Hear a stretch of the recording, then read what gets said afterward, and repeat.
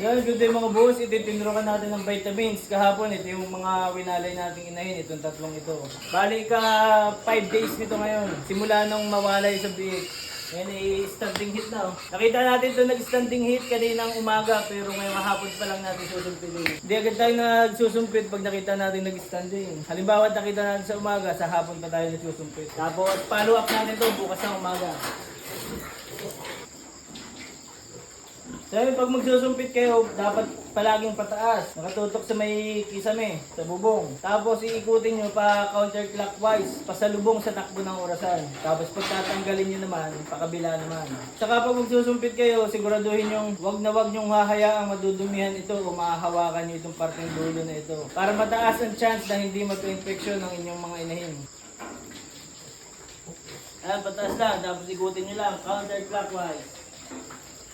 Nalalaman nyo pag nag-lock na, pag hinila nyo, bumabalik.